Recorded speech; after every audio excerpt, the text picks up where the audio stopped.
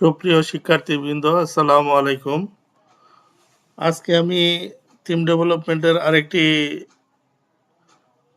Class নিয়ে আসছি। সেটি হলো গত ক্লাসের রিভিউ এবং আজকে পেজ হায়ারার্কির পুরো কাজটি দেখাবো।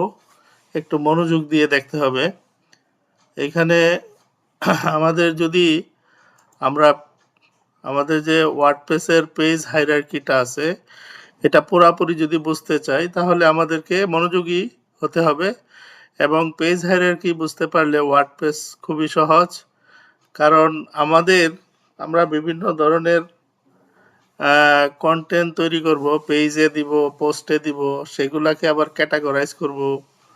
এখন কোন জিনিসটা কোন স্ট্রাকচারে গিয়ে লোড হবে, কোন স্ট্রাকচারের মাধ্যমে ব্রাউজারে শো হবে, এটা বোঝার জন্য পেজ হায়ারার্কিটা বোঝা খুবই জরুরি।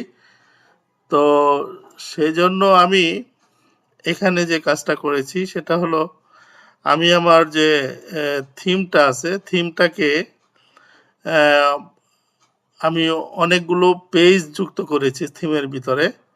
যেমন আমাদের প্রথমে ছিল index.php ফাইল ছিল, যেটার মধ্যে পুরো সব ধরনের পোস্ট এবং পেজের ডাটা শো হতো। কিন্তু এখন আমি সেটাকে ভেঙে অনেকগুলা স্পেসিফিক ফাইলে কনভার্ট করেছি।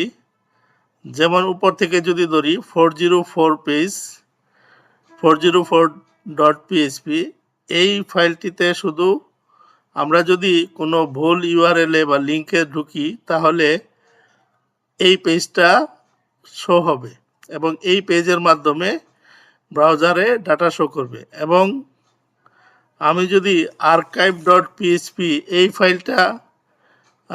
এই ফাইলটাকে আমি এমনভাবে সাজিয়েছি, এটি সবসময় বিভিন্ন ধরনের পোস্ট অর্থাৎ ক্যাটাগরি ওয়াইজ পোস্টগুলা এখানে শো হবে এবং এই ক্যাটাগরি অনুযায়ী পোস্টগুলা স্পেসিফিকভাবে যদি আমি এটাকে বলি যে author.php, এই ফাইলটা কিসের জন্য, এটাও একটা ক্যাটাগরি আর্কাইভ ফাইল, বাট এখানে শুধুমাত্র কোনো একটা ওয়েবসাইটের যে ইউজার রয়েছে যারা অথর, তাদের ডাটাগুলা এখানে শো হবে।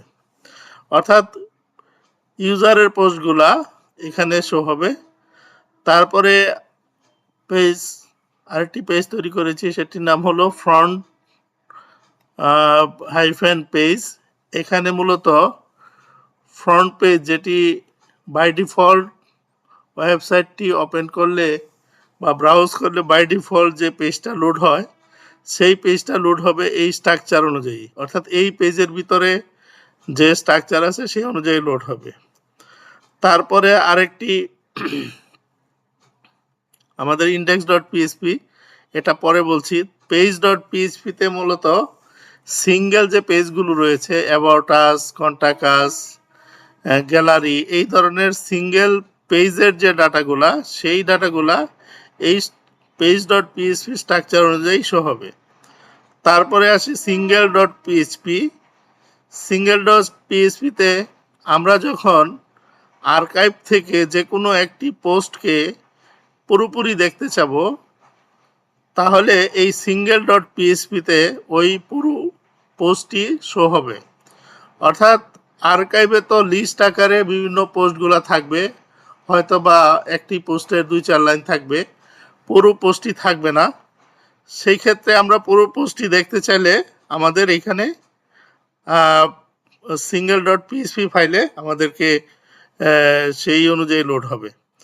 তো আমরা এখানে একটি দেখি, আমাদের একটি ওয়েবসাইট ওপেন করা আছে, সেটির মাধ্যমে যেমন আমি যদি এই যে বাণিজ্যতে যাই, তাহলে এখানে অনেক ধরনের পোস্ট দেখাচ্ছে, কিন্তু পুরা পোস্টটা দেখাচ্ছে না, পোস্ট লিস্ট আকার এখানে দেখাচ্ছে। তো আমি যদি একটাতে ক্লিক করি তাহলে সিঙ্গেল পোস্ট এখানে ডিটেলস দেখাচ্ছে। তো এই যে সিঙ্গেল পোস্ট ডিটেলস দেখানোর জন্য single.php ফাইলটি ওই কাজ করবে। আর এখানে যেমন আমাদের পরিবার, আমার দেশ পরিবারে যা আছে, সম্পাদক বা যা কিছু আছে, এটা একটা পেজ। এই পেজের ডাটাগুলা যে সিঙ্গেল পেজে শো হয়, সেটার জন্য যে স্ট্রাকচারটা কাজ করে সেটার নাম হলো পেজ ডট পিএসপি ফাইল। তো আমরা এইখানে স্ট্রাকচারে আরেকবার একটু যাই, গেলে পরে আমরা বাম থেকে ডানে বোঝার চেষ্টা করি। এইখানে প্রথমে কর্নার থেকে উপর থেকে যদি আমি চিন্তা করি যে এইখানে কি আছে, আর্কাইভ পেজ। আর্কাইভ পেজ মানে কোনগুলা, যেমন অথর আর্কাইভ, যারা ওই সাইটের যারা ইউজার তাদের লিস্ট। তবে ক্যাটাগরি আর্কাইভ, ক্যাটাগরি আকারে পোস্টগুলা যে থাকে সেই post. Custom post type archive, অর্থাৎ আমরা যে কোনো পোস্টকে কাস্টম একটা নাম দিতে পারি সেই ধরনের পোস্টগুলা। অর্থাৎ কাস্টম পোস্ট তৈরি করা যায়, আমরা ইচ্ছা করলে যেরকমভাবে সেকশন তৈরি করে আমরা লোগোকে ডাইনামিক করেছি, এরকমভাবে পোস্টের জন্য আমরা কাস্টম পোস্ট নামে অনেক অপশন তৈরি করতে পারি। সেইগুলার জন্য যে পোস্টগুলা সেইগুলা। তারপরে হলো কাস্টম টেক্সোনমি। কাস্টম টেক্সোনমি হলো যে আমরা যদি আমাদের পোস্টগুলাকে টেক্সোনমি অনুযায়ী, অর্থাৎ তার ভিতরকার যে কন্টেন্ট অনুযায়ী যদি আমরা ক্যাটাগরাইজ করি, তাহলে সেই ক্যাটাগরির পোস্টগুলা এবং ডেট ওয়াইজ যদি পোস্টগুলাকে আমরা ক্যাটাগরাইজ করি, যেমন ইয়ার, মান্থ, ডে, সেই পোস্টগুলা, এবং আমরা যদি ট্যাগ অনুযায়ী পোস্টকে ক্যাটাগরাইজ করি। ট্যাগ বলতে আমরা যেমন একটি পোস্টের নাম হলো স্পোর্টস রিলেটেড কোনো একটি পোস্ট, সেখানে ওই খেলাধুলার ওই ওই পোর্শনে ওখানে হয়তো নিউজটা থাকতে পারে মেসিকে নিয়ে বা পৃথিবীর বিভিন্ন ক্লাবের খেলাধুলার বিভিন্ন খবরাখবর থাকতে পারে। তো সেই ক্ষেত্রে যদি আমি মনে করি যদি আমি কোনো ক্লাবের একটা নিউজ হয়, তাহলে দেখা যাবে সেখানে মেসি আসবে, সোয়ারেজ আসবে, এই ধরনের যে মেইন যে শব্দগুলা, সেই শব্দগুলা দিয়ে আমরা যদি পোস্টকে ক্যাটাগরাইজ করি, তাহলে সেই পোস্টগুলাও এই আর্কাইভ পেজে শো হবে। আর এই আর্কাইভ পেজের স্ট্রাকচারটা যেটা, সেটা হলো আমরা যদি এই সাইডে দেখি, সবগুলা এই আর্কাইভ ডট পিএসপি নামক ফাইলের মাধ্যমে শো হবে। তার মানে এই ফাইলটা যদি আমার থিমের মধ্যে থাকে, তাহলে এই যে বিভিন্ন ক্যাটাগরির পোস্টগুলা, সেই পোস্টগুলা আর ইন্ডেক্স ডট পিএসপির মাধ্যমে শো হবে না। আচ্ছা, তারপরে আমি আরেকটি দেখিয়েছি, সেটি হলো অথর ডট পিএইচপি। এখন আমার যদি এই ফাইলটা না থাকতো, তাহলে কিন্তু সেটা আর্কাইভ ডট পিএইচপির মাধ্যমে শো হয়ে যেত। যেহেতু আমি এটা দিয়েছি, অতএব অথরের যে ইনফরমেশনগুলো সেইগুলো আমরা এই স্ট্রাকচারের মাধ্যমে দেখতে পাবো। তারপরে ক্যাটাগরি ডট পিএইচপি যদি করতাম, তাহলে সেটা আর্কাইভে না গিয়ে ক্যাটাগরি ওয়াইজ দেখাতো। তো যাই হোক, এইভাবে আমাদের এই এরিয়া পর্যন্ত আমাদের সকল কিছু দেখাবে আর্কাইভ ডট পিএসপি ফাইলের মধ্যে। তারপরে আমরা আরেকটি ওখানে ফাইল তৈরি করছি সিঙ্গেল ডট পিএসপি, সেটা আমরা এই দিক থেকে দেখে আসি। এইখানে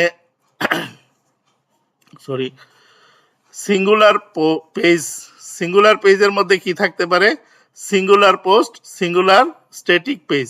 অর্থাৎ সিঙ্গুলার যে পেজগুলা, মানে একক পেজে আমরা কি ওপেন করি, হয় পোস্ট ওপেন করি, না হয় আমরা পেজের ইনফরমেশনকে দেখতে চাই। তো সেইগুলা যদি আমরা দেখতে চাই, যদি পোস্টের ডাটা হয়, তাহলে আমাদের যদি এরকম থাকে যে সিঙ্গেল ডট পিএসপি, তাহলে তো কথাই নাই, সেটার মাধ্যমে, সেই স্ট্রাকচারের মাধ্যমে শো হবে। আর যদি পেজ হয়,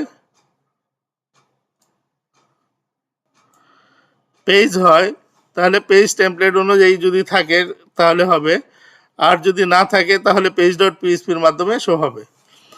আচ্ছা, এই দুইটা যদি না থাকতো, সিঙ্গেল ডট পিএইচপি অথবা পেজ ডট পিএইচপি ফাইল যদি না থাকতো, আর যদি সিঙ্গুলার ডট পিএইচপি ফাইল থাকতো, তাহলে কিন্তু দেখা যেত কি সিঙ্গেল ডট পিএইচপি এবং পেজ ডট পিএইচপির ডাটাগুলাও এই সিঙ্গুলার ডট পিএইচপি ফাইলে শো হতো। অথবা যদি এই তিনটার একটাও না থাকতো, তাহলে সেটা ইন্ডেক্স ডট পিএইচপি ফাইলের মাধ্যমে শো হতো।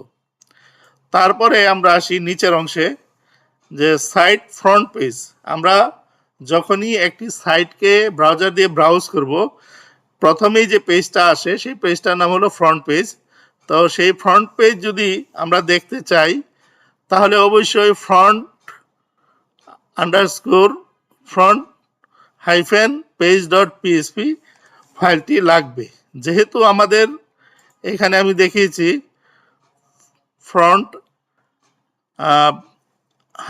page.php এই ফাইলটি আমি তৈরি করেছি, অতএব আমার এই সাইট ফ্রন্ট পেজের যে ডাটাগুলা সবগুলো আমার এই পেজে দেখাবে। সেই ক্ষেত্রে আমার home.php ফাইলের দরকার নেই। আর যদি ওইটা না থাকতো তাহলে আমার একটা home.php ফাইল তৈরি করা লাগতো। তো আমি যেহেতু সেটা তৈরি করিনি, তাহলে সেটার আর প্রয়োজন নেই। সেটা না তৈরি করার কারণ আছে, আমি অন্য একটা কারণে এটা তৈরি করিনি। সেই ক্ষেত্রে আরেকটা ঝামেলা হয়। home.php ফাইলটি তৈরি করলে ব্লগ পোস্টগুলাও ওই জায়গায় চলে যায়।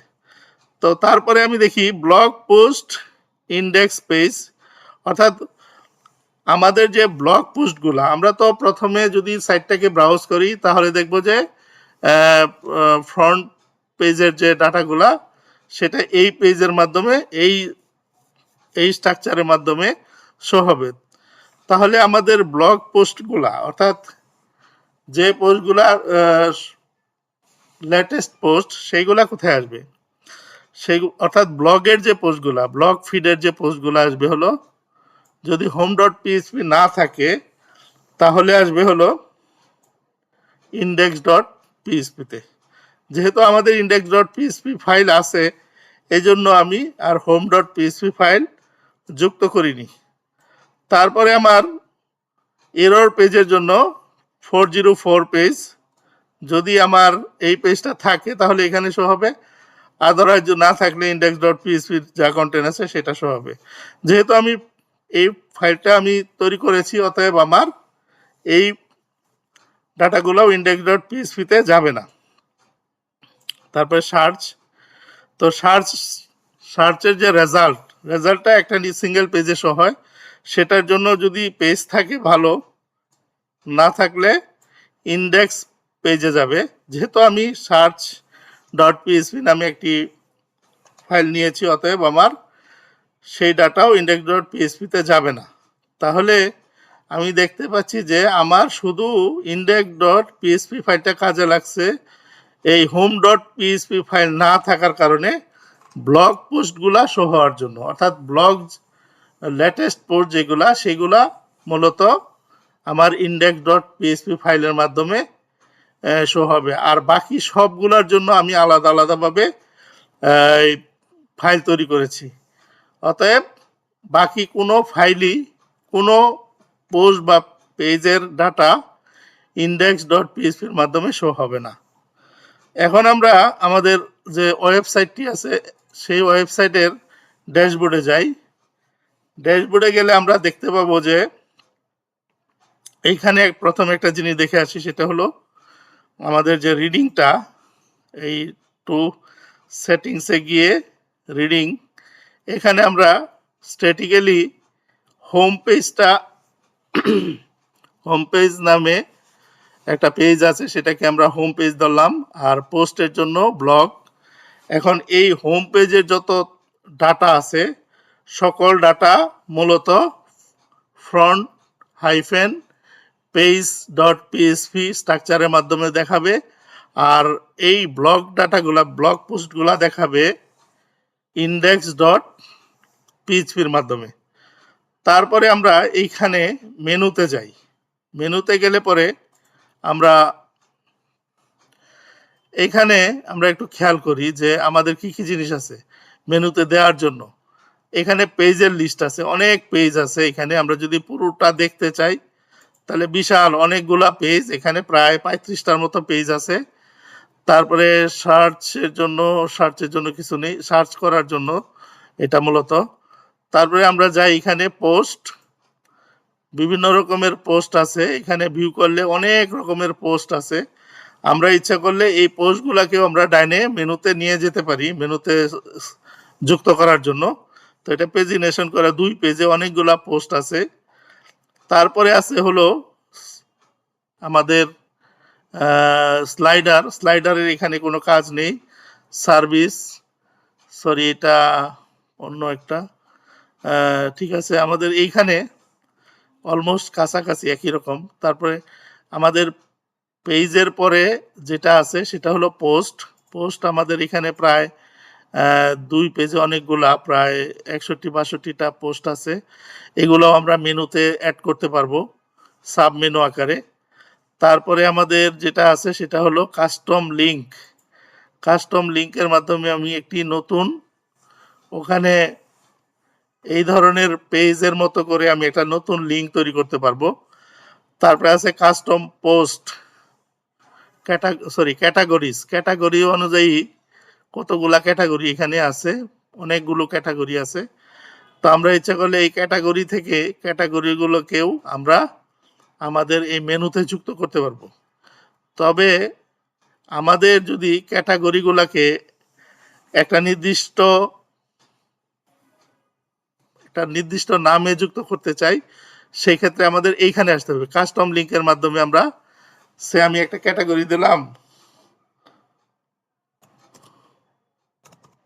ফুটবল। এটা একটা ক্যাটাগরি দিলাম, সরি ফুটবল দিয়ে আমাদের এখানে একটা হ্যাশ চিহ্ন দিয়ে দেই। এটা হলো একটা টেকনিক যে ওই ফুটবলের কোনো লিঙ্ক নাই। আমি একটা নতুন এখানে একটা মেনু অ্যাড করলাম। করার পরে আমি এখানে কি করব, যে এইখান থেকে আরো কিছু মেনুতে আরো কিছু ক্যাটাগরিকে যুক্ত করব। এখানে আমি কতগুলা ক্যাটাগরি যুক্ত করি। এই ক্যাটাগরিগুলা যুক্ত করে আমি এইগুলাকে আমি এইখানে অ্যাড করি। অ্যাড করলে পরে ওইটার নিচে এইখানে এই ক্যাটাগরিগুলো ফুটবলের নিচে অ্যাড হয়ে গেছে। এখন যদি আমি এগুলোকে সাব মেনু আকারে এইখানে দিই, সবগুলো ফুটবলের আন্ডারে চলে যাবে। তো ফুটবলের আন্ডারে গেলে পরে আমরা নতুন শেপের একটা মেনু দেখতে পাবো, এবং সেই মেনুতে গেলে আমাদের জিনিসটা অনেকটা ক্লিয়ার হবে। তো আমরা এটাকে একটু রিফ্রেশ করি। এই যে ফুটবল নামে একটা নতুন পেজ আসছে, নতুন মেনু আসছে। এটাতে আমরা যদি ক্লিক করি তাহলে এই যে this post has many categories, এখন এইগুলা এক একটা ক্যাটাগরি মূলত। এখন যেহেতু এগুলোর মধ্যে মানে ক্যাটাগরিগুলা দেওয়া আছে, জাস্ট ক্যাটাগরি করা আছে, কিন্তু ক্যাটাগরির মধ্যে তেমন কিছু নাই, অর্থাৎ এই ক্যাটাগরির কোনো পোস্ট নাই। আমি এর আগে আলাম নামে আরেকটি ক্যাটাগরি করেছিলাম, সেখানে আবার অনেক কিছু আছে। তো এই যে এখানে আমরা যদি যাই, এইখানে এইখানে এখানে গেলে পরে আরো অনেক কিছু পাওয়া যাবে। যে এটা ক্যাটাগরি থেকে নিয়ে আসা, এখানে অনেকগুলো জিনিস, অর্থাৎ এখানে এই আর্কাইভের যত জিনিসগুলা আমরা এই ক্যাটাগরি, বিভিন্ন নামের ক্যাটাগরি তৈরি করে আমরা মেনুতে নিয়ে আসতে পারবো, এবং সেই ক্ষেত্রে আমরা সেগুলো আর্কাইভের মাধ্যমে দেখতে পাবো। তো এখন আমি আমার যে পেজগুলা, কোন পেজটা কখন লোড হয় সেটা একটু আমরা খেয়াল করব। এখানে যেমন আমি হোমে ক্লিক করলাম, হোমে ক্লিক করার সাথে সাথে কিন্তু আমার লিঙ্ক চেঞ্জ হয়ে গেছে। অর্থাৎ এখানে লোকাল হোস্ট স্ল্যাশ দিয়ে আমাদের ওয়েবসাইটের নাম, অর্থাৎ আমি এখন আছি হলো আমাদের হোম পেজে। তাহলে এই দিস ইজ হোম পেজ, এই কথাটি আমি লিখে রেখেছি হলো আমাদের এই যে এই ফ্রন্ট পেজে লিখে রেখেছি, this is home page file. তার মানে আমি যখনই হোমে ক্লিক করলাম সাথে সাথে কিন্তু আমার এই পেজটা লোড হলো, এই front hyphen page dot PSP. তারপরে আমি যখন এটা গেল একটা, তা আমি এই লোগোতে ক্লিক করলেও একই অবস্থা হবে, সেটাতে আসবে। আমি যদি ব্লগে ক্লিক করি, ব্লগে ক্লিক করলে পরে ব্লগের ইনফরমেশনগুলো আসবে, অর্থাৎ লেটেস্ট। এই যে দিস ইজ ব্লগ পেজ, তাহলে ব্লগ পেজের জন্য আমি কি বলেছি, যে আমাদের অবশ্যই ইন্ডেক্স ডট পিএসপি ফাইল কাজ করবে। তো আমরা এখানে দেখি যে ইন্ডেক্স ডট পিএসপি কাজ করে কিনা। এই যে দিস ইজ ব্লগ পেজ, আমি এটা ইন্ডেক্স পেজে লিখে রেখেছি। অর্থাৎ আমার এখন যেই স্ট্রাকচারটা কাজ করেছে সেটি হলো ইন্ডেক্স ডট পিএসপি। তারপরে আমি দেখব যে আমার 404 পেজ কাজ করে কিনা। আমি এখানে একটা আমি এমনিতে একটি যে কোনো একটা লিংক দিয়ে আমি যদি সার্চ দেই তাহলে দেখা যাবে যে আমাদের দিস ইজ 404 পেজ, এই পেজটা লোড হচ্ছে। অর্থাৎ যেহেতু এই লিঙ্কটা ফলস, অতএব সে কোনো পেজ খুঁজে পাচ্ছে না, ওয়ার্ডপ্রেস অটোমেটিক্যালি তাকে এই পেজটা লোড করার জন্য কমান্ড করে এবং সেই ক্ষেত্রে এই পেজটা প্রদর্শিত হয়। এই পেজটা কিছুই না, 404.php 40.php, এখানে পিএইচপির কোনো কোডও লেখা হয় না, জাস্ট একটা H1 দিয়ে এই মেসেজটা শো করা হচ্ছে জাস্ট বোঝানোর জন্য। এই পেজটাকে আরো বেশি ডিজাইন করা যাবে, অনেক কিছু করা যাবে। তাহলে আমরা অনেকগুলো পেজ নিয়ে পেজ দেখলাম। এখন আমরা দেখি single dot PHP. Single dot PHP আমরা যে কোনো একটি স্পেসিফিক, যদি আমরা একটা পোস্টকে যদি আমরা শো করতে চাই, স্পেসিফিক পোস্ট, সেই ক্ষেত্রে আমাদের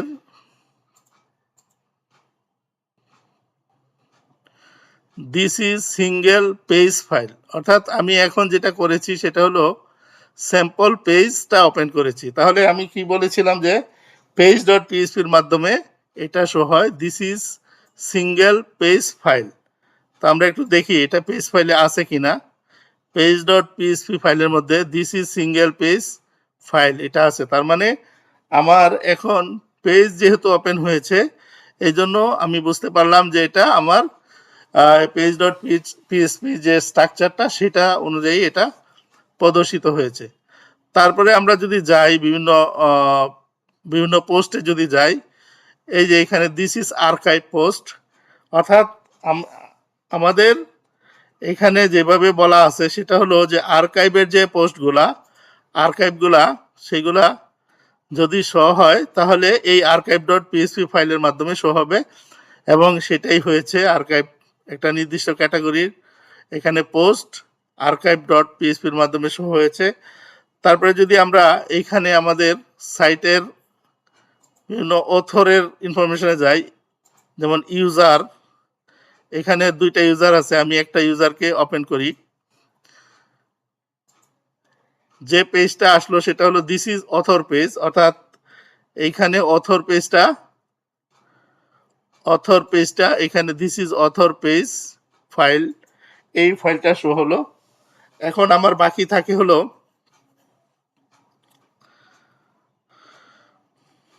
সিঙ্গেল ডট পিএইচপি ফাইল। আমাদের যত ধরনের পোস্ট আছে, আমরা যদি যে কোনো একটা পোস্টকে স্পেসিফিক পোস্টকে যদি আমরা ওপেন করতে চাই, স্পেসিফিক পোস্ট, আমাদের স্পেসিফিক পোস্ট, আমি যদি আমার এইখানে যে পোস্টে যাই, পোস্টে গিয়ে যদি আমি একটা নির্দিষ্ট পোস্টকে ওপেন করি, সে আমি এই স্পোর্টসের এই পোস্টটাকে ওপেন করছি, তাহলে যে পেজটার মাধ্যমে শো হবে এটা হলো this is single post file. Single পোস্টের জন্য যে ফাইলটা সেটা শো হলো। অর্থাৎ আমি এখানে কি একটি সিঙ্গেল পোস্টকে পুরোপুরি ওপেন করেছি, সেই জন্য সিঙ্গেল ডট পিএইচপি ফাইলটি আমার এখানে কাজ করেছে। এখানে এই ফাইলটি রয়েছে এই জায়গায়, আমি এখানে লিখেছি this is single post file. একটি ফাইল কেটে দিই,